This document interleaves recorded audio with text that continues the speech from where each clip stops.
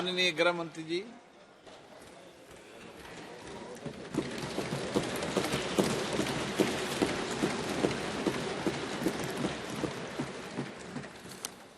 माननीय अध्यक्ष जी, मेरे लिए बहुत सम्मान और गौरव की बात है कि आज मैं इस महान सदन के सामने 3 कानून लेकर उपस्थित हुआ हूं। माननीय अध्यक्ष जी, ये एक ऐसा मौका है जब हमारा संविधान अगले वर्ष 75 साल पूरे कर लेगा। ये एक ऐसा मौका है जब अभी-अभी आपकी अध्यक्षता में ही इस संसद ने इस देश की मातृशक्ति को 33% आरक्षण सदनों में देकर कानून बनाने में इनकी हिस्सेदारी तय की है। और उसी समय में ये ऐतिहासिक सदन में करीब 150 साल पुराने 3 कानून जो हमारी क्रिमिनल जस्टिस सिस्टम, आपराधिक न्याय प्रणाली को गवर्न करते हैं, वो तीनों कानूनों में पहली बार मोदी जी के नेतृत्व में भारतीयता, भारतीय संविधान और भारत की जनता का चिंता करने वाले बहुत आमूलचूल परिवर्तन लेकर मैं आया हूं। माननीय अध्यक्ष जी, इंडियन पिनल कोड, इसकी जगह जो इंडियन पिनल कोड 1860 में बना, उसका उद्देश्य ही दंड देना था, उसका उद्देश्य न्याय देना नहीं था। उसकी जगह भारतीय न्याय संहिता 2023 इस सदन की मान्यता के बाद पूरे देश में अमल में आएगी। माननीय अध्यक्ष जी, सीआरपीसी, क्रिमिनल प्रोसीजर कोड 1998, इसकी जगह भारतीय नागरिक सुरक्षा संहिता 2023 इस सदन की अनुमोदना के बाद अमल में आएगी। और इंडियन एविडेंस एक्ट 1872 की जगह भारतीय साक्ष्य विधेयक 2023 अमल में आएगा। कई लोगों को मैं इस बिल को स्टैंडिंग कमेटी को भेजने के बाद मिला हूं। आज तो यहां पर बोलने के लिए तो बैठे नहीं हैं, परंतु मुझे कहते क्या फर्क पड़ेगा। सुनते तो मालूम पड़ते कि फर्क क्या पड़ता। माननीय अध्यक्ष जी, एक बेजान मुर्दा पड़ा है और अगर उसमें आत्मा होती है तो जिंदा इंसान बनता है। इतना आमूलचूल परिवर्तन हमारी आपराधिक न्याय प्रणाली का के अंदर आना है। अध्यक्ष जी, आज मैं तलारी रंगैया से लेकर हेमाजी तक 35 सांसदों ने इसके अंदर अपने अपने विचार व्यक्त किए हैं। वो सभी को मैं ध्यान से सुना है। ढेर सारी चीजें ज्यादातर किसी के सुझाव बदलाव के लिए नहीं है, कुछ सुझाव बदलाव के लिए भी है, मगर कुछ चीजें जो उठाई गई हैं उसको मैं मानता हूं कि मेरी स्पष्टता के बाद इनकी चिंता से वो मुक्त हो जाएंगे। और कुछ लोग, ओवैसी साहब हो या कोई 1-2 और है, जिनकी चिंता ही ऐसी है जो समाप्त नहीं की जानी चाहिए, चिंता उनकी एक कानून से बड़ी है, वो बहुत उचित हुआ है। इसलिए ऐसी चिंता का मेरे पास कोई समाधान नहीं है, परंतु स्पष्टता से काफी सारी चीजें क्लियर हो जाएगी। और मैं 3 ऑफिशियल अमेंडमेंट लेकर भी आऊंगा जो मैं बाद में बताऊंगा। माननीय अध्यक्ष जी, एक तीनों कानून अंग्रेजों के जमाने से बनाए थे। जैसा मैंने कहा कि 150 साल पुराने कानून। मोदी जी ने प्रधानमंत्री बनने के बाद गुलामी की मानसिकता और गुलामी के सारे चिन्ह इस देश में से जल्दी मिट जाए और नए आत्मविश्वास के साथ महान भारत की रचना का रास्ता प्रशस्त हो, इस पर आग्रह रखा। उन्होंने लाल किले की प्राचीर से कहा, मान्यवर, उन्होंने कहा कि कॉलोनियल कानूनों से जल्दी इस देश को मुक्ति मिलनी चाहिए, और उसी के तहत गृह मंत्रालय ने 2019 से इसमें परिवर्तन लाने के लिए एक गहन विचार विमर्श चालू किया था।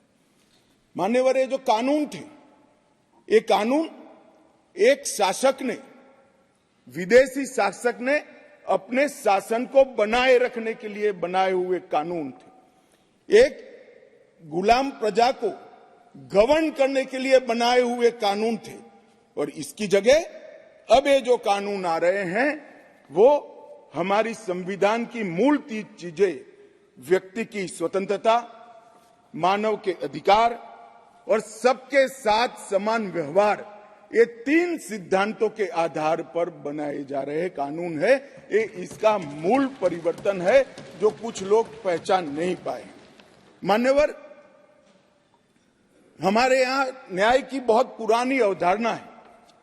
हमारे यहां न्याय की अवधारणा अनेक प्रकार के दर्शन के अंदर समाहित, व्यास, अत्रि, याज्ञवल्क्य, बृहस्पति, पराशर, चाणक्य, वत्सायन, देवानंद ठाकुर, जयंत भट्ट, गणेश उपाध्याय, केशव मिश्र, रघुनाथ शिरोमणि, ये सभी विद्वानों ने अनेक प्रकार की संहिता में दंड और न्याय पर अपने विचार रखे हैं, जो मूल भारतीय विचार है।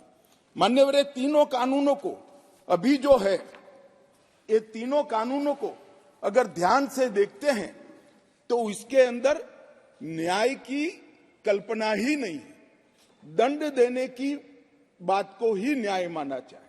हमारे यहां, हमारे शास्त्रों में दंड की कल्पना न्याय से उपजी। पाश्चात्य विचारों के जो अंग्रेज शासन में लाए गए कानून थे, उसमें न्याय का उद्भव दंड में से होता है। हमारे यहां दंड इसलिए दिया जाता है कि जो विक्टिम है, जिसका अहित हुआ है, जिसके अधिकारों की रक्षा नहीं हुई, उसको न्याय मिल पाए, इसलिए किसी को दंड देते हैं। और दंड देने का उद्देश्य क्या है? विक्टिम को न्याय देना, और वो दंड के माध्यम से और कोई इस तरह की गलती न करे, इस तरह का समाज के अंदर एक एग्जाम्पल प्रस्तापित करने के लिए ये दंड का प्रोविजन है। ये नए जो 3 कानून लेकर मैं आया हूं, वो मूल भारतीय न्याय के संहिता के आत्मा को प्रगटीकरण देने वाले कानून है। और सच अर्थ में आजादी के इतने सालों के बाद, मान्यवर, पहली बार ये तीनों आपराधिक कानूनों का, अपराध की सिस्टम को चलाने वाले कानूनों का, क्रिमिनल जस्टिस सिस्टम को चलाने वाले कानूनों का पहली बार मानवीयकरण होगा। मान्यवर, ये कानूनों को ध्यान से पढ़ेंगे तो ये कानून के अंदर आज तक, जब तक ये सदन रिपील नहीं करेगा, तब तक यूनाइटेड किंगडम की संसद ने बनाया हुआ कानून आज हमारे कानून में विद्यमान है। प्रांतीय अधिवेशन, वो भी अंग्रेजों के जब हम गुलाम थे तब का शब्द है। क्राउन के प्रतिनिधि का सम्मान, London Gazette, jury, Lahore court, United Kingdom of Great Britain and Ireland, Commonwealth, Her Majesty सरकार, लंदन गजेट के जिक्र, ब्रिटिश क्राउन का दबदबा, इंग्लैंड के न्यायालय और हर मेजेस्टी रोमिनियन और बैरिस्टर शब्द प्रयोग का जिक्र आजादी के बाद भी 75 साल तक होता गया। मोदी जी के इस इनिशिएटिव ने हमारे तीनों कानून को एक गुलामी की मानसिकता और उसके चिन्हों से मुक्त करा है। मान्यवर, ये कानून जो बनाए थे, ढेर सारे लोगों ने कहा, कुछ सांसद मुझे पर्सनली भी मिले, वो समझ ही नहीं पाते थे कि फर्क क्या कर रहे हैं। मैंने कहा कि ये सब आपको समझना है तो सबसे पहले चैप्टर को समझिए, चैप्टर की अनुक्रमणिका देखेंगे तो ही मालूम पड़ जाएगा कि कानून इस देश के नागरिकों के लिए नहीं बने थे, कानून अंग्रेजों की राज की सुरक्षा के लिए। मान्यवर, अभी जो कानून हम रिपील करने जा रहे हैं वो कानून में मानववध और किसी महिला के साथ अत्याचार, उसके पहले सरकारी खजाने को लूटने की सजा, रेलवे की पटरी उखाड़ने की सजा और ब्रिटिश ताज के अपमान की सजा को रखा गया था। मानववध तो बेचारा 302 नंबर पर बैठा बैठा अपनी राह देख रहा था। सुरक्षा प्रायोरिटी क्या थी? मानववध नहीं थी। किसी महिला के साथ हुआ दुर्व्यवहार, अत्याचार को न्याय दिलाना नहीं था। प्रायोरिटी खजाने की रक्षा था, रेलवे की रक्षा था और ब्रिटिश ताज की सलामती रखना प्रायोरिटी थी। अब ये पूरा का पूरा बदलकर सबसे पहले महिलाओं और बच्चों के विरुद्ध को अपराध को प्रायोरिटी दी गई है। मानव शरीर पर प्रभाव डालने वाले विषयों को प्रायोरिटी दी है। उसके बाद में देश की सीमाओं की सुरक्षा को प्रायोरिटी दी है। उसके बाद में सेना, नौसेना, वायुसेना के संबंधित अपराधों को लिखा गया है। उसके बाद इलेक्ट्रोल अपराधों को लिखा गया है। उसके बाद सिक्के, करेंसी नोट, बैंक नोट और सरकारी स्टैंप के साथ छेड़खानी को लिया गया है और उसके बाद ब्ला ब्ला ब्ला बाकी सारी चीजें आती हैं। तो पहली बार हमारे संविधान का जो स्पिरिट है वो स्पिरिट के हिसाब से कानून अब मोदी जी के नेतृत्व में बनने जा रहा है। मुझे गौरव है कि तीनों कानूनों को 150 साल के बाद बदलने का और वो बिल को पायलट कर इस सदन में लाने का गौरव मुझे प्राप्त हुआ है। मान्यवर, जो कहते थे कि हम नहीं समझते हैं, मैंने कहा कि अगर मन खुला रखोगे और मन भारतीय रखोगे तो समझ में आ जाएगा। मन अगर इटली का है तो कभी समझ में नहीं आएगा। मान्यवर, मन का सवाल होता है, भाषा का सवाल नहीं होता है। मन अगर यहाँ का है तो तुरंत समझ में आ जाता है, मन अगर यहाँ का नहीं है तो कभी समझ में नहीं आएगा। मान्यवर, इसमें बहुत सारी चीजों पर हमने थ्रस्ट दिया है। आतंकवाद की व्याख्या अब तक किसी भी क्रिमिनल जस्टिस सिस्टम के कानून में नहीं थी। पहली बार मोदी सरकार आतंकवाद को अब व्याख्यायित करने जा रही है, जिससे इसका कोई लूपहोल्स उठाकर आगे फायदा न ले पाए। मान्यवर, इसके साथ साथ राजद्रोह को देशद्रोह में बदलने का काम किया। पहले राजद्रोह की व्याख्या थी, मैं आगे डिटेल में बताऊंगा। राज से मतलब शासन था, भारत नहीं था। किसी भी राज्यकर्ता के खिलाफ कोई भी कुछ बोलता था तो इसके पर अपराध, राजद्रोह का कानून लग जाता था। हमने व्यक्ति की जगह देश को रखा है। व्यक्ति की टीका ये लोकतंत्र का सबसे अच्छा लक्षण है और देश को नुकसान करने वाले को कभी बख्शना नहीं चाहिए। ये दृढ़ता भी इसमें है। राजद्रोह को इतने साल के बाद देशद्रोह में परिवर्तित करने का काम ये कानून करेगा। मान्यवर, कानून में आज इस सदन के सभी सभासदों को गारंटी देना चाहता हूं कि आने वाले 100 साल के टेक्निकल इनोवेशन जितने भी होंगे, इसकी कल्पना कर हमारी न्यायिक पद्धति को इससे सुसज्ज करने के लिए सारे प्रोविजन इसी कानून के अंदर कर दिए गए हैं और सारी टेक्नोलॉजी का उपयोग कर जल्दी न्याय बने, इसके लिए भी हम आगे बढ़ रहे हैं। मॉब लिंचिंग का प्रावधान भी किया है। एक बार मैं किसी भाषण में चिदम्बरम साहब को सुन रहा था। उन्होंने कहा कि गृह मंत्री की परीक्षा है कि नया कानून लेकर आएंगे तो मॉब लिंचिंग का क्या करेंगे। चिदम्बरम साहब, ना आप हमारी पार्टी को समझे हो, ना हमारे सिद्धांतों को समझे हो। हमारी पार्टी की केवल एक और एक आइडियोलॉजी है, भारत का उत्कर्ष। एकमात्र आइडियोलॉजी पर Bharatiya Janata party. Mob lynching घृणित अपराध है और उसको हम नए कानून में फांसी की सजा का प्रावधान कर इंक्लूड कर रहे हैं। मगर अब मैं आपको पूछना चाहता हूं, आपने भी इस देश में 70 साल में 58 साल शासन किया है, आपने मॉब लिंचिंग को भला अब तक क्यों नहीं लाए थे? हम तो जब बदलाव किए तब लाए। मॉब लिंचिंग शब्द का उपयोग हमें गाली बोलने के लिए तो खूब किया, मगर जब सत्ता में आए तब भूल गए। इस प्रकार के व्यवहार को जनता जानती है, इसीलिए उस ओर बैठे हो और उस ओर से भी सदन के बाहर बैठे हो।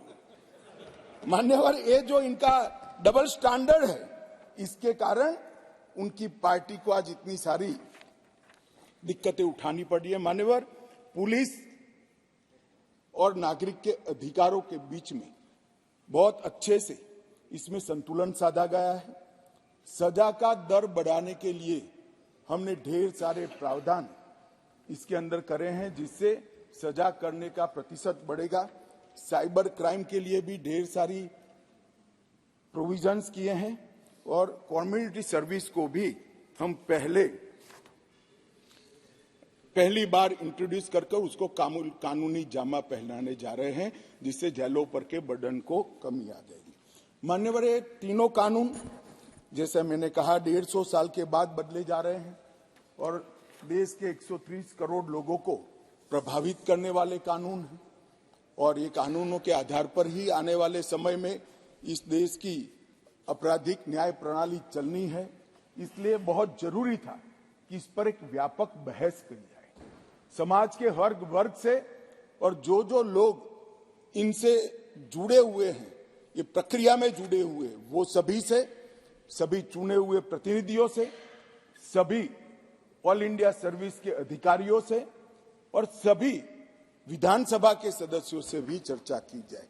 इसलिए 2019 में हमने इसका व्यापक कंसल्टेशन अगस्त महीने से शुरू किया था और 2019 सितंबर में सभी राज्यपालों, मुख्यमंत्रियों, उपराज्यपालों और प्रशासकों को पत्र लिखकर सुझाव मांगे गए। जनवरी में देश के मुख्य न्यायाधीश, सभी हाईकोर्ट्स के मुख्य न्यायाधीश, बार काउंसिल्स और विधि विश्वविद्यालय को पत्र लिखकर सुझाव माने गए। ये सुझाव आने के बाद 2021 में मैंने स्वयं सभी सांसदों को पत्र लिखा और सुझाव मांगे। 2020 में सभी विधायकों से सुझाव मांगे गए। बीपीआरएनडी ने देश के सभी आईपीएस अफसर से सुझाव मांगे। गृह मंत्रालय ने देश के सभी कलेक्टरेट से सुझाव मांगे, क्योंकि कलेक्टरेट भी इसका बड़ा हिस्सा होता है। और मार्च 20 में ये सारे सुझावों को संकलित नेशनल लॉ यूनिवर्सिटी दिल्ली के कुलपति की अध्यक्षता में कमेटी बनाकर किया और उसके बाद लगभग 18 राज्य, 6 संघ राज्य, सुप्रीम कोर्ट और 16 उच्च न्यायालय, 5 न्यायिक एकेडमीज, 22 विधि विश्वविद्यालय, 42 संसद सभ्य और लगभग 200 के आसपास आईपीएस अफसरों ने अपने सुझाव मुझे भेजे। कुल 3200 सुझाव एकत्रित हुए, जिसको फुल स्टॉप कॉमा में पढ़कर इसको रखना या नहीं रखना, इसका विवेक के आधार पर निर्णय लिया गया है। और पूरे तीनों कानूनों को मैंने स्वयं लाइन बाय लाइन नहीं, फुल स्टॉप कॉमा में पढ़ा है। 58 सीटिंग मेरे 158 सीटिंग मेरे खुद के हुए हैं सुझावों को आमेज करने के लिए और कानूनों को पढ़ने के लिए, और ये सब कर हम ये कानून लेकर आए थे। 11 अगस्त 2023 को ये भारतीय न्याय संहिता, भारतीय नागरिक सुरक्षा संहिता और भारतीय साक्ष्य अधिनियम को, इन 3 विधेयकों को मैं यहाँ लेकर आया और आपने उसको गृह विभाग की स्थायी समिति को विचारार्थ भेज दिया। मान्यवर, वहां पर ढेर सारी चर्चा हुई। 10 नवंबर 2023 को इसकी रिपोर्ट राज्यसभा के उपसभापति को दे दी गई और ढेर सारे सुझाव, ढेर सारी टाइपिंग एरर्स, ग्रामेटिकल एरर्स और लीगल प्रोनाउंसिएशन के जो अपभ्रंश थे, ये सब सुधारने के लिए माननीय संसद सभ्यों की समिति ने ढेर सारे विचार रखे, इसलिए उसको जस का तस रखने की जगह मैंने पुराना बिल रिपील कर विड्रॉ कर नया बिल लेकर मैं आज सदन के सामने आया हूं और इतने गहन विचार विमर्श के बाद मान्यवर बिल मैं सदन के सामने रखा है। मान्यवर, मोदी जी के नेतृत्व में जो 3 कानून आए हैं, न्याय, समानता और निष्पक्षता, ये 3 मूल सिद्धांतों के आधार पर इसके अंदर बहुत बड़ा परिवर्तन किया गया है। टेक्नोलॉजी का भरपूर उपयोग हो और आने वाले लंबे समय तक टेक्नोलॉजी के नए नए इनोवेशन क्या हो सकते हैं, इसकी कल्पना कर अभी से इसकी कानूनी वैधता के लिए ढेर सारे प्रोविजन किए हैं। फॉरेंसिक साइंस को इसके अंदर बहुत तवज्जो दी गई है और इसके माध्यम से, ये कानूनों के माध्यम से जल्दी न्याय मिले, इसके लिए पुलिस, लॉयर्स और न्यायमूर्ति सभी पर एक प्रकार से समय की मर्यादा डालने का काम भी इस कानूनों के माध्यम से हुआ है। मान्यवर, भारतीय नागरिक सुरक्षा संहिता, इसमें पहले सीआरपीसी में 484 धाराएं थी, इसके जगह अब 531 होंगी। 177 धाराओं में बदलाव किया गया है, 9 नए जोड़े गए हैं, 39 नए सबसेक्शन जोड़े गए हैं, 44 नए प्रोविजन और स्पष्टीकरण जोड़े गए हैं, 35 सेक्शन में टाइमलाइन जोड़ी गई है और 14 धाराओं को निरस्त कर हटा दिया गया है। इसी तरह आईपीसी की जगह भारतीय न्याय संहिता में पहले 511 धाराएं थी, इसकी जगह 358 अब रह गई है। 21 नए अपराधों को जोड़ा गया है। 41 अपराधों में कारावास की अवधि को बढ़ाया गया है। 82 अपराधों में जुर्माना बढ़ाया गया है। 25 अपराधों में अनिवार्य न्यूनतम सजा शुरू की गई है। 6 अपराधों को सामुदायिक सेवा का दंड, कम्युनिटी सर्विस का पेनल्टी देने का काम किया गया है और 19 धाराओं को निरस्त कर दिया गया है। और भारतीय साक्ष्य अधिनियम, एविडेंस एक्ट को 167 धाराएं थी, इसकी जगह 170 धाराएं बनी हैं। 24 धाराओं में बदलाव किया गया है। 2 नई धाराएं, 6 उप धाराएं जोड़ी गई हैं और 6 धाराओं को हटाने का काम भी करा गया है।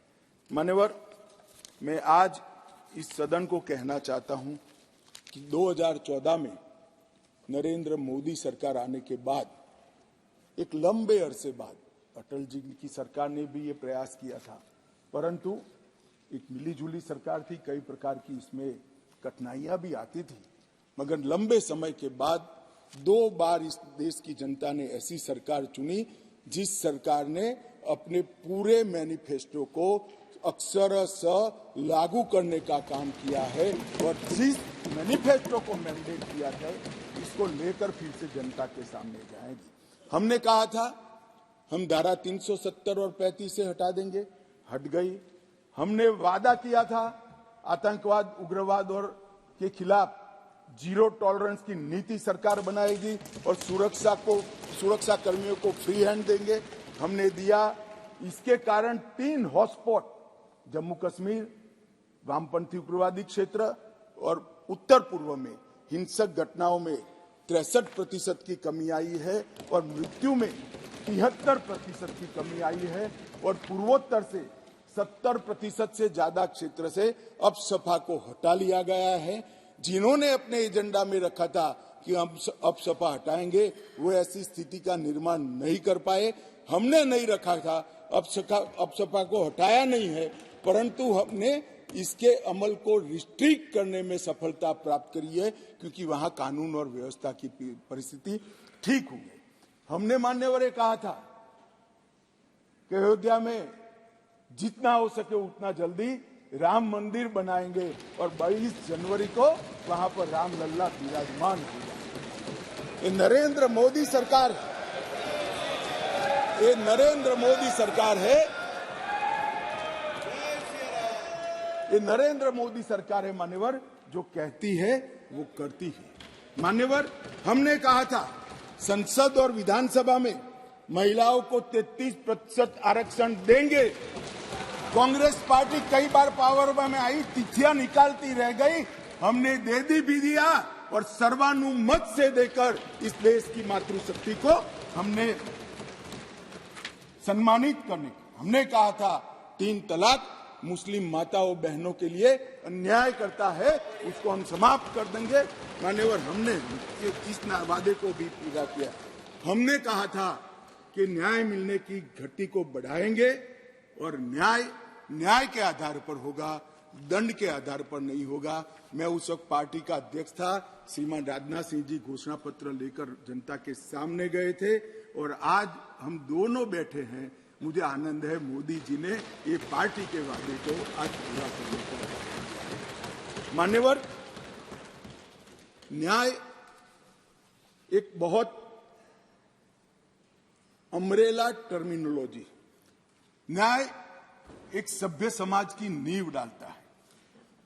हमारे संविधान ने राजनीतिक न्याय, आर्थिक न्याय, सामाजिक न्याय, न्याय की कई परिभाषाएं बनाकर हमारे लिए रखी है और ढेर सारे अनुच्छेद में 38, 39 से 142 में इसका जिक्र भी किया है। मगर जनता के आम मानस में न्याय का मतलब क्रिमिनल जस्टिस सिस्टम से होगा। न्याय अनेक प्रकार के हैं, मैं इसका स्वीकार करता हूं। बड़ी पवित्र संकल्पना हमारे संविधान निर्माताओं ने रखी है, परंतु जनता डे टू डे में क्रिमिनल जस्टिस सिस्टम को न्याय कहती है।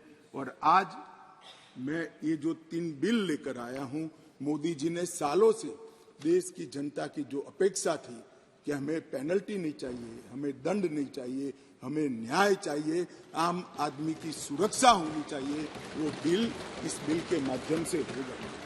राज्य का सबसे पहला कर्तव्य मान्यवर न्याय होता है और लोकतंत्र के 3 स्तंभ न्यायपालिका, कार्यपालिका और विधायिका, ये तीनों एक न्याय का मजबूत प्रशासन देने के लिए हमारे संविधान निर्माताओं ने 3 के बीच में काम की बंटवारा किया है।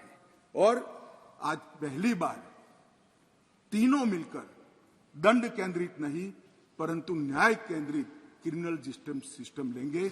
आपकी अध्यक्षता में ये न्याय यहां पर कानून बनेगा, इसका इम्प्लीमेंटेशन कार्यपालिका करेगी और इसका बाकी रहा हुआ इम्प्लीमेंटेशन न्यायपालिका करेगी। ये तीनों अंग इकट्ठा होकर इस देश में भारतीय विचार की न्याय प्रणाली को प्रस्तापित करेंगे। और न्याय, जैसा मैंने कहा, एक अम्ब्रेला टर्म है। न्याय कहते हैं तो बहुत बड़े समुदाय के प्रति होता है। इसमें आरोपी और विक्टिम दोनों आ जाते हैं और दंड कहने पर केवल आरोपी की तरफ ही देखा जाता है। तो संतुलन बनाते हुए नए कानून में लेकर आया हूं। यहां पहले दंड देने की सेंट्रलाइज सोच वाली कानून थे, अब विक्टिम सेंट्रिक जस्टिस इसका यहां पर उद्भव होने जा रहा है। ईज ऑफ जस्टिस को सरल, सुसंगत, पारदर्शी और जवाबदेही प्रोसीजर के माध्यम से साकार किया गया है और एनफोर्समेंट के लिए निष्पक्ष, समयबद्ध, evidence based speedy trial, court तथा प्रिजन का इससे बर्डन कम होने वाला है और कन्विक्शन रेशियो भी इससे बढ़ने वाला है। मान्यवर, कई लोगों ने अलग अलग सुझाव करे हैं। पहले मैं बिल के बारे में बताकर इसका जवाब दूंगा। और सबसे बड़ी बात है मान्यवर कि जो बिल लेकर मैं आया हूं वो ढेर सारी नई चीजों को भी इसमें जगह देने वाला बिल है और इसका उपयोग करने वाला बिल है।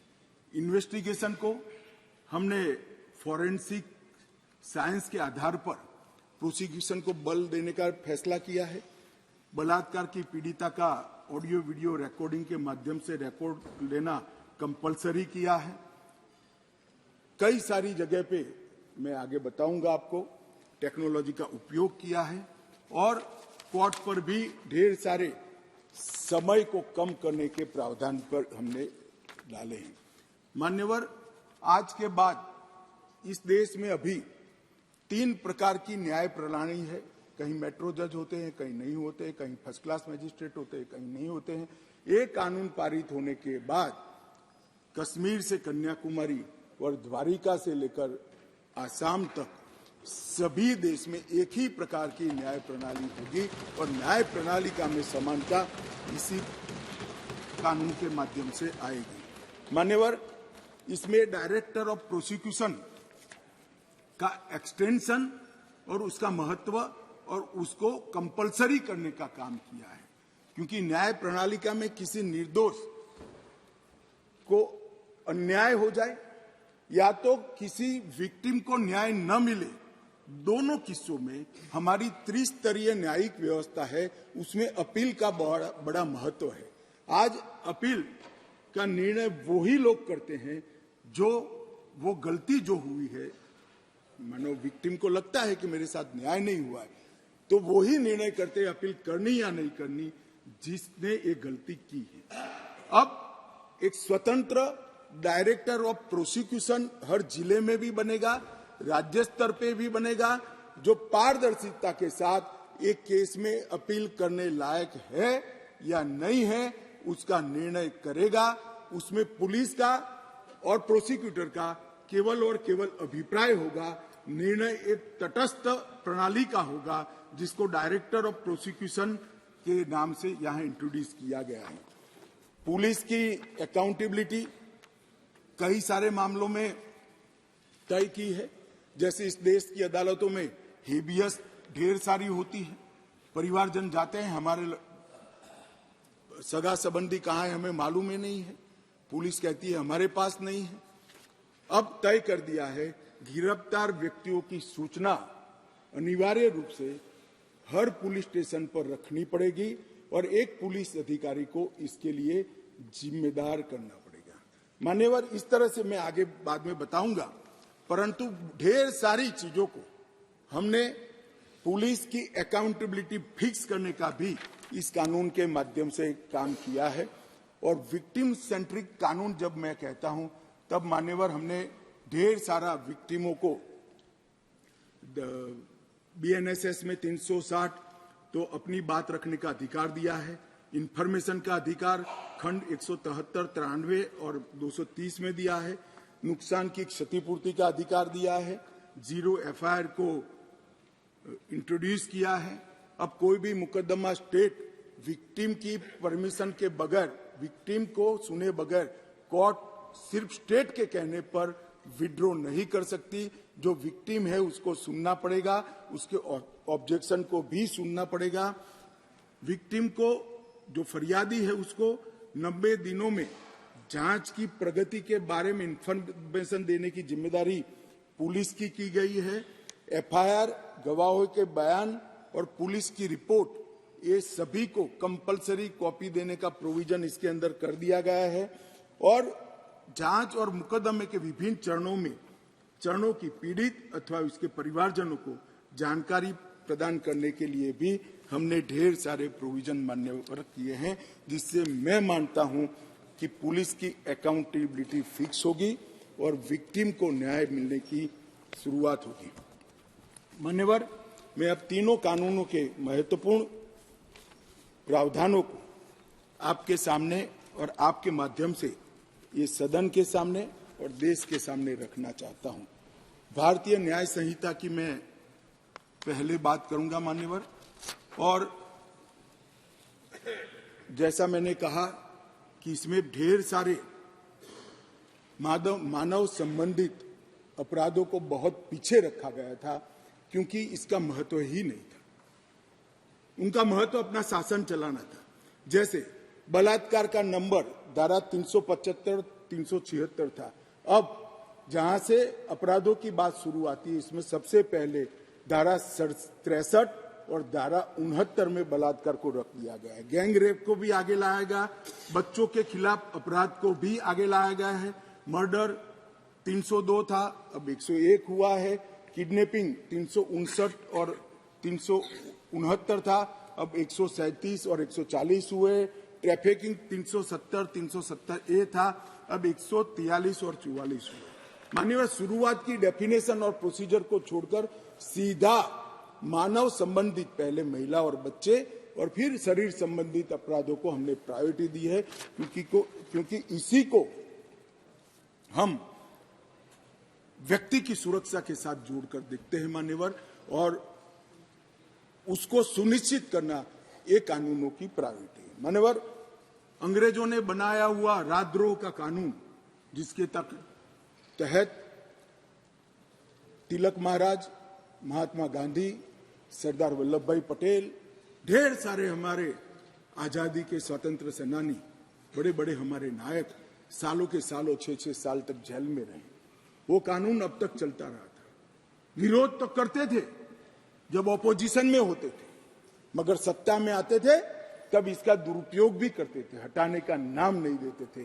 पहली बार नरेंद्र मोदी जी ने ऐतिहासिक निर्णय किया है कि राजद्रोह की धारा 124 को पूर्णतया समाप्त, इसको हटाने का काम किया। अभी ओवैसी साहब हंस रहे हैं। ओवैसी साहब, मैं भी थोड़ा साइकोलॉजी पढ़ा हूं, विज्ञान का विद्यार्थी हूं। फिर इनके मन में है कि आपने बदल कर रख दिया। मान्यवर, मैं कहना चाहता हूं, हमने राजद्रोह की जगह देशद्रोह की स्थिति रखी। अब ये देश आजाद हो चुका है, लोकतांत्रिक देश है। शासन की टीका तो कोई भी कर सकता है, किसी को भी करने का अधिकार है। इसके लिए इस देश में अब किसी को जेल में नहीं जाना पड़ेगा, चाहे हमारा शासन हो। मैं फर्क समझाता रहा हूं, जो बड़े कटाक्षमय तरीके से ओवैसी साहब हंस रहे इसलिए, मगर इस देश के खिलाफ कोई बोल नहीं सकता, इस देश के हितों को कोई नुकसान कर नहीं सकता। इस देश के झंडे, इस देश की सीमाएं, इस देश के संसाधनों के साथ अगर कोई खिलवाड़ करेगा तो निश्चित रूप से उसको जेल में जाए, और जेल में जाना चाहिए। मानिए, ये हमारी सरकार का थ्रस्ट है। इस देश की सुरक्षा किसी भी की सुरक्षा से सबसे ऊपर होनी चाहिए, सुप्रीम होनी चाहिए, सबसे पहले राष्ट्रपति। इसलिए जो लोग राजद्रोह हटाकर हम देशद्रोह की धारा लाए हैं, इनको अपने विचारों के कपड़े पहनाने का प्रयास करते हैं। इसलिए मैं इस पर डिटेल में बात करता हूं। मान्यवर, आईपीसी 124C, उसमें शब्द प्रयोग था सरकार के खिलाफ की गई बात। मेरी बात ध्यान से सभी सदस्य सुने। अंग्रेजों ने बनाए हुए कानून में लिखा था 124C, सरकार के खिलाफ की गई बात। बीएनएस धारा 152 जो इसकी जगह आई है, भारत की संप्रभुता, एकता और अखंडता को तोड़ने वालों पर इस धारा का उपयोग है। वहां सरकार शब्द प्रयोग है, यहां देश है, भारत शब्द प्रयोग है। आईपीसी में आसन या प्रयोजन की बात नहीं की थी। किस उद्देश्य से आप बोलते हैं, किस उद्देश्य से करते हैं, इसकी बात ही नहीं की। करना ही काफी है। हमने इसमें देशद्रोह की डेफिनेशन में आशय की बात करी है। उसका उद्देश्य क्या है, उसका आशय क्या है, इसका महत्व है। अगर उद्देश्य देशद्रोह का है तो इसको कठोर से कठोर दंड मिलना चाहिए, और उद्देश्य अगर शासन का विरोध करना है तो उसको दंड नहीं मिलना चाहिए। उसको वाणी स्वतंत्रता का अधिकार है। अब घृणा और अवमानना, शासन की अवमानना, शासन की घृणा करना, तिरस्कार करना, इसको हटाकर हमने शब्द प्रयोग क्या किया है, सशस्त्र विद्रोह, विध्वंसक गतिविधियां और अलगाववादी गतिविधियां शब्द प्रयोग। और अगर कोई कहता है सशस्त्र विद्रोह, बम धमाके, गोलीबारी और विध्वंसक प्रवृत्ति करने के बाद भी कोई जेल में नहीं जाना चाहिए, तो मैं इस विचार से इत्तेफाक नहीं रखता हूं। ये जेल में जाने ही चाहिए, सजा होनी ही चाहिए। इस देश में किसी को यह अधिकार नहीं है। मान्यवर, मैं इसलिए कहता हूं कि कुछ लोग ये नए इनिशिएटिव को अपना कलर देने का प्रयास कर रहे हैं, मगर आपका कलर, आपकी सोच, आपके विचार, आपकी नजर आपको मुबारक हो। हम तो संविधान की स्पिरिट को लेकर आगे चलने वाले लोग हैं। देश के खिलाफ जो कुछ करेगा उसको जरूर सजा होगी, ऐसा कानून में होना चाहिए। मान्यवर, आज मैं इतना ही कहना चाहता हूं कि हजारों स्वतंत्र सेनानी जो राजद्रोह की कलम के तहत अपने जीवन के सुवर्ण काल जेल में काटे, देश को आजादी दिलाने के लिए, अंग्रेजों को देश में निकालने के लिए, आज नरेंद्र मोदी सरकार के इनिशिएटिव से इनके आत्मा को एक प्रकार से जरूर संतुष्टि मिलेगी कि आजाद भारत में आज ये अन्यायी प्रोविजन को मान्यवर, हमने महिलाओं और बच्चों की सुरक्षा के लिए भी ढेर सारे प्रोविजन किए हैं। मान्यवर, भारतीय न्याय संहिता में एक नया चैप्टर महिलाओं और बच्चे के प्रति अपराध का हमने ऐड किया है। इस विधेयक में 18 वर्ष से कम उम्र की महिला के बलात्कार से संबंधित प्रोविजन में हम बदलाव कर रहे हैं। मौजूदा बलात्कार का प्रोविजन रीनंबरिंग तो हुआ है तथा नाबालिग महिलाओं के सामूहिक बलात्कार को पॉक्सो के साथ सुसंगत बना देता है, क्योंकि कुछ प्रोविजन ऐसे थे जो पॉक्सो में ज्यादा हार्ड थे। जिनको फेवर करनी थी वहां पुलिस स्टेशन में पॉक्सो अप्लाई नहीं किया जा सकता है। अब पॉक्सो अप्लाई करे न करे, बलात्कार करने मात्र से पॉक्सो की सभी धाराएं ये न्याय संहिता के माध्यम से लागू हो जाएगी और उनको आयु का अधिकार आधारित वर्गीकरण ठीक नहीं था। क्रमशः 18, 16 और 12 वर्ष की उम्र के नाबालिगों के बलात्कार के लिए हमने अलग अलग सजा का निर्धारण किया है। 18 वर्ष से कम आयु की बच्चियों के मामले में आज जीवन कारावास और मृत्यु दंड का प्रावधान हमने किया है। मान्यवर, उनको फांसी की सजा। गैंग रेप के मामलों में 20 साल की सजा या जिंदा रहने तक की सजा का प्रावधान किया है और 18 वर्ष से कम उम्र की स्त्री के साथ बलात्कार में फिर से फांसी की सजा को हमने यहां पर रखा है। मान्यवर, बलात्कार की परिभाषा के तहत भी एक एनोमली थी। सहमति से बलात्कार में 15 वर्ष की जो आयु डाली थी उसको बढ़ाकर हमने 18 साल किया है। तो 18 साल से कम आयु की बालिका के साथ कोई भी कुछ करेगा तो माइनर रेप के दायरे में घुस जाएगा। मान्यवर, इसके बाद जेंडर न्यूट्रल कानून बना है। कई जगह पे कई सारी चीजें छूट गई थी। लड़के और लड़कियों के व्यापार जो एक घृणित अपराध है, इसमें सिर्फ लड़कियों का जिक्र था, वहां लड़कों को भी डाल दिया गया है और आईपीसी की धारा 366A में भी नाबालिग लड़की के साथ बच्चे का भी जिक्र कर इसको जेंडर न्यूट्रल बनाने का हमने प्रयास किया है। मान्यवर, आतंकवादी कृत्य को इतने सालों के बाद 1 लाख से ज्यादा लोग आतंकवाद की बलि पर चढ़ने के बाद 75 साल के बाद पहली बार आपराधिक न्याय कानूनों में जगह देने का काम नरेंद्र मोदी सरकार को। हमारा वादा था मान्यवर इस देश की जनता को कि हम आतंकवाद के खिलाफ जीरो टॉलरेंस की नीति रखेंगे और आतंकवाद की व्याख्या ही नहीं थी। कुछ सांसदों ने, मैं बाद में जवाब देता हूं, कहा है कि यूएपीए में है, मगर जहां उनके प्रभाव वाली सरकारें थी वहां यूएपीए को लगाते नहीं थे। आतंकवादी कृत्य कर सादे गुना की सजा में निकल जाते थे। अब हमने ये मूल कानून के अंदर ही आतंकवाद का जिक्र कर ऐसे लोगों को जेल के बाहर आने का रास्ता लगभग असंभव कर दिया।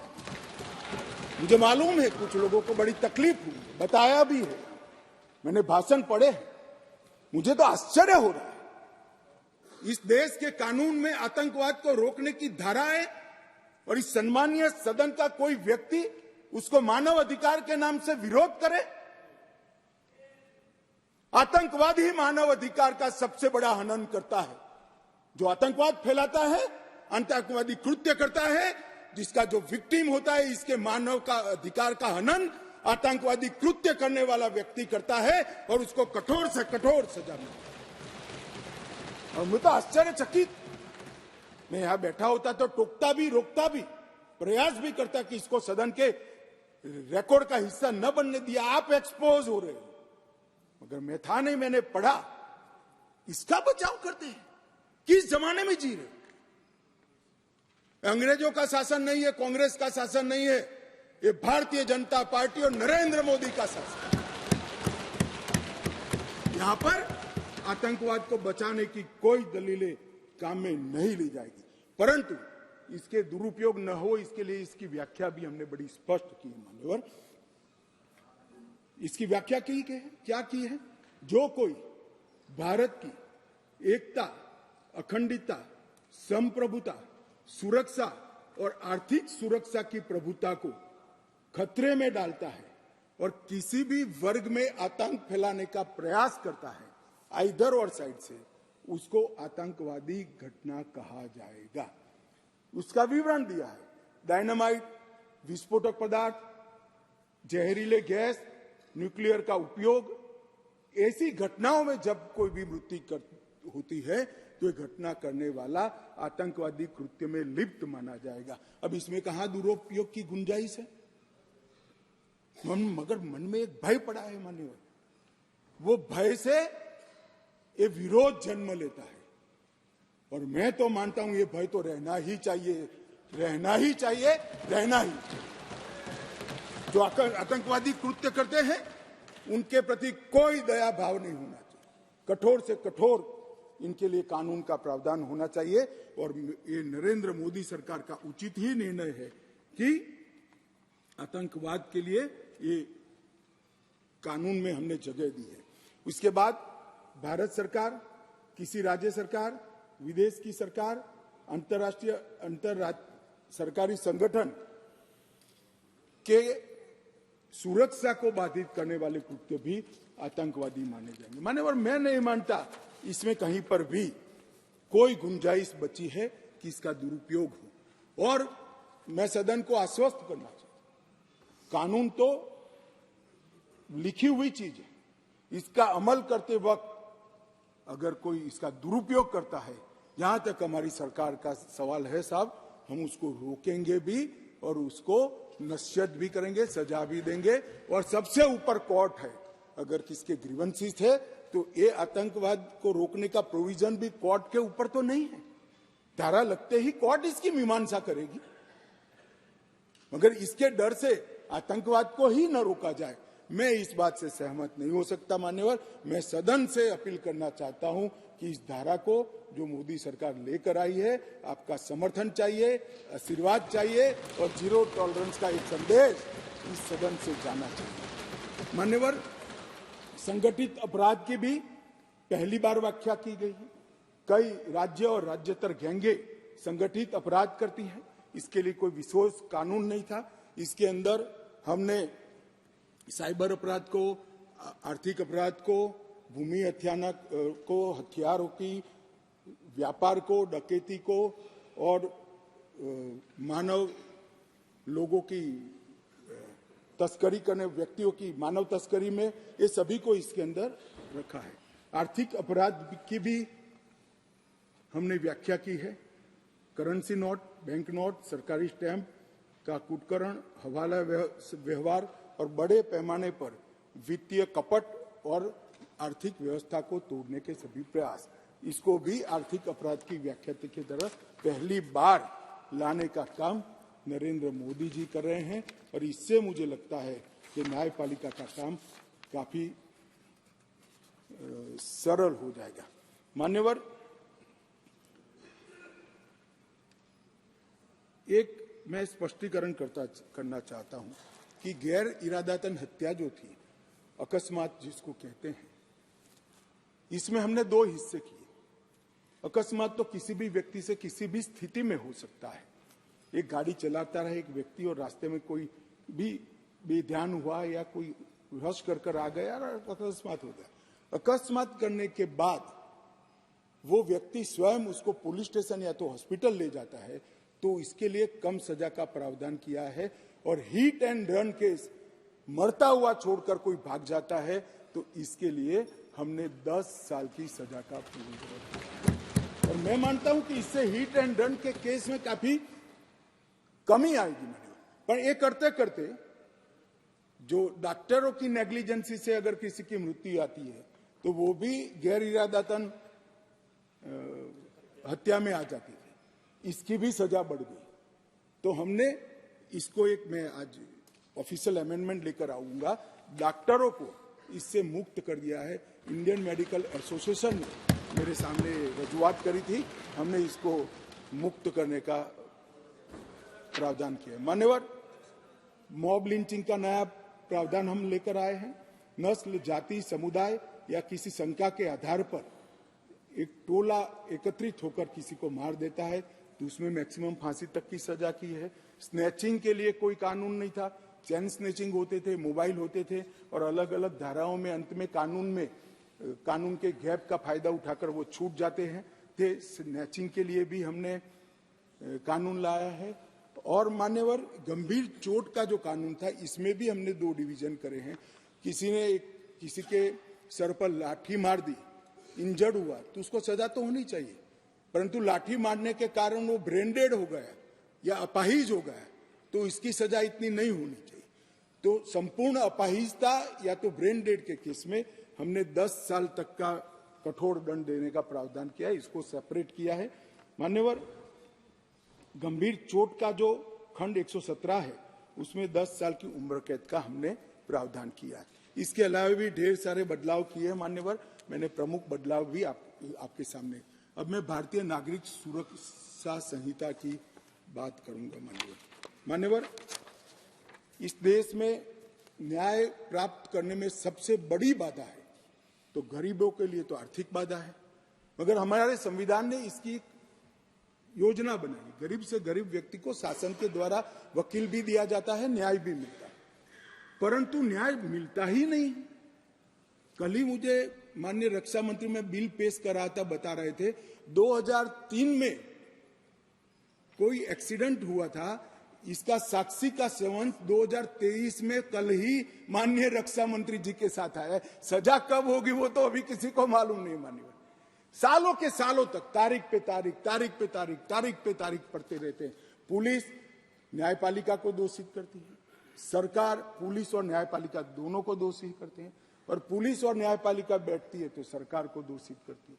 सब एक दूसरे के पीछे कानून का सहारा लेकर, हमने इस कानून में ढेर सारी चीजों को हमने स्पष्ट कर दिया। मैं इसको बहुत बारीकी से बताना चाहता हूं मान्यवर, क्योंकि ये समझना कानून बनाने वालों के लिए बहुत महत्वपूर्ण है। मान्यवर, पुलिस द्वारा दंडित कार्यवाही सीआरपीसी में कोई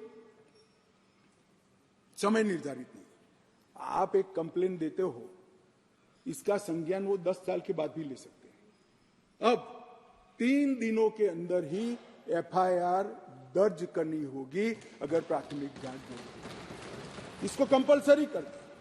और 3 से 7 साल की सजा के मामले में 14 दिनों के अंदर प्रारंभिक जांच, आरोप सही है या गलत है, इसका प्रारंभिक जांच देकर एफआईआर करनी पड़ेगी। तो ज्यादा से ज्यादा आप 14 दिन तक प्रारंभिक जांच कर सकते हो, और छोटी सजा है तो 3 दिन के अंदर ही एफआईआर रजिस्टर करनी पड़ेगी। सबसे पहली न्याय में समय की कटौती यहां होगी। अब जांच रिपोर्ट जो जिला मजिस्ट्रेट को भेजना है, इसके लिए भी कोई समय के प्रावधान नहीं था, हर कर दिया। अब 24 घंटे में तलाशी रिपोर्ट के बाद 24 घंटे में उसको न्यायालय के सामने रख दिया जाएगा, आप उस पर बैठ नहीं सकते हो। मेडिकल प्रैक्टिशनर और चिकित्सा जांच की रिपोर्ट, मेडिकल हुआ, कोई समय मर्यादा नहीं। जब उसकी आत्मा कहेगी, जब उनको समय होगा, सारी परेशानियों से वो मुक्त होगा जाए, तब देंगे।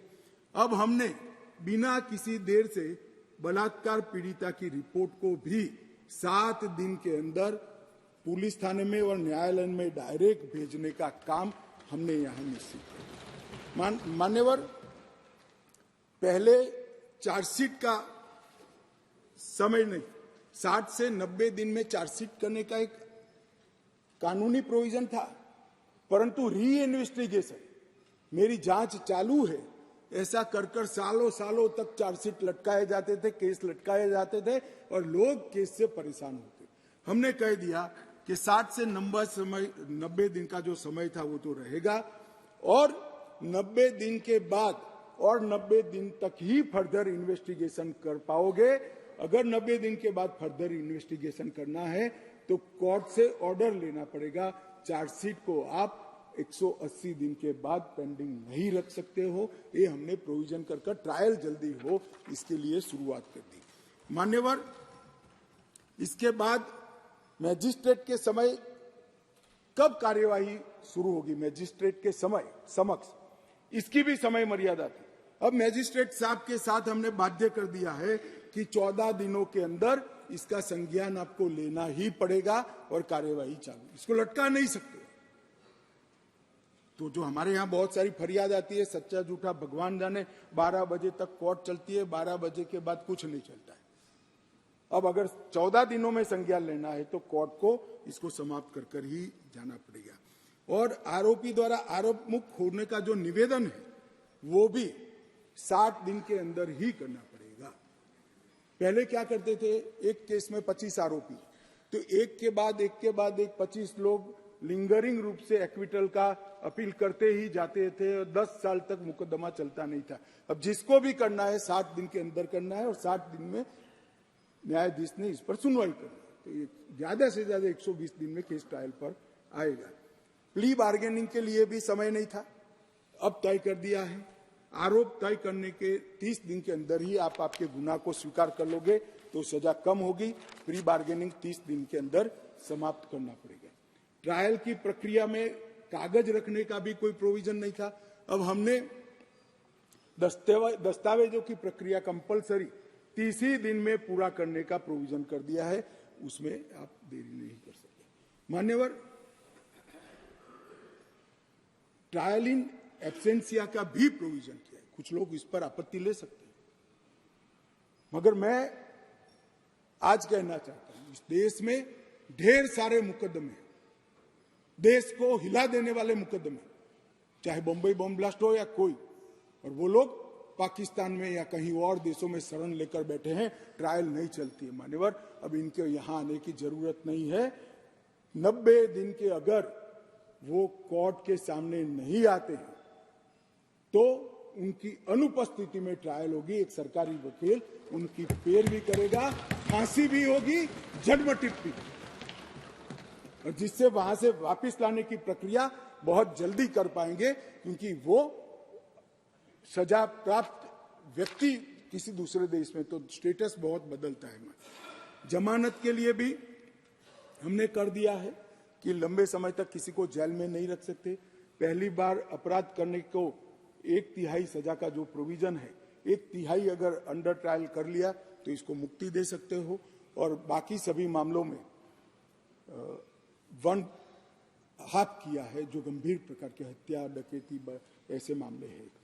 जजमेंट सालों तक, महीनों तक नहीं आता था। अब हो गया है कि मुकदमे की समाप्ति के बाद जज साहब को 45 दिन के अंदर ही जजमेंट देना पड़ेगा, वो इससे ज्यादा लेट नहीं कर। मान्यवर, जजमेंट और सजा के बीच में भी बहुत बड़ा समय था, उसका भी समय निर्धारित कर दिया है, और सजा निर्णय देने के 7 दिन के अंदर ही सुना देनी पड़ेगी, उसको आप लिंगरिंग नहीं कर सकते। मान्यवर, फिर दया याचिका के मामले आते थे। सालों तक दया याचिका करते ही नहीं, और दया याचिका कोई एनजीओ करता था, कोई दूर दूर के लोग करते थे, जिसका कोई दया तो वही मांग सकता है जिसको दंड मिला है।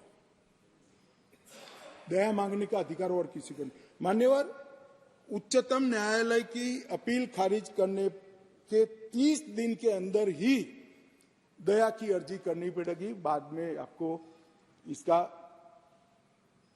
अधिकार नहीं रहेगा। राज्यपाल, सरकार, सबके लिए यस और नो कहने का समय का प्रावधान भी इसमें हमने मान्यवर तय कर दिया। महिलाओं की सुरक्षा के लिए भी इसमें ढेर सारे प्रावधान किए। मान्यवर, ई-एफआईआर से अगर किसी को सबसे बड़ा राहत मिलने वाला है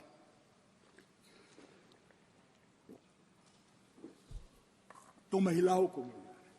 किसी भी महिला के लिए अपने खिलाफ हुए अपराध को किसी के सामने वर्णन करना मान्यवर बड़ी संकोच की बात होती है। आज EFIR से हर कोई कर सकता है, मगर कोई भी महिला थाने पर FIR करा सकती है, उसका संज्ञान भी लिया जाएगा और 2 दिन के अंदर ही घर पर आकर इसका जवाब लेने की व्यवस्था महिला पुलिस के साथ इस कानून को करेगा। नए विधेयक के अंदर EFIR का जो हमने जिक्र किया है, इससे ढेर सारे फायदे होने वाले हैं। समय पर ट्रायल और स्थगन दोनों को हमने मान्यवर बहुत तवज्जो देकर इसको कठोरता के साथ कम करने का प्रावधान किया है। टेक्नोलॉजी का उपयोग भी कई जगह पे हमने पुलिस के अधिकारों के दुरुपयोग को कर्टेल करने के लिए किया है। क्राइम सीन, इन्वेस्टिगेशन, ट्रायल, ये तीनों चरण में हमने टेक्नोलॉजी के उपयोग को तवज्जो दी है। पुलिस जांच में पारदर्शिता और जवाबदेही इससे निश्चित रूप से सुनिश्चित तो होगी ही होगी, परंतु सबूतों की गुणवत्ता में भी सुधार होगा। विक्टिम और आरोपी दोनों के अधिकारों की रक्षा होगी। मान्यवर, FIR से केस डायरी से चार्जशीट, वहां से जजमेंट तक की पूरी प्रक्रिया को डिजिटलाइज करने का हमने कानूनी प्रावधान इस कानून के अंदर लेकर आए। एविडेंस, तलाशी और जब्ती तीनों में वीडियो रिकॉर्डिंग की हमने कंपलसरी प्रोविजन किया है।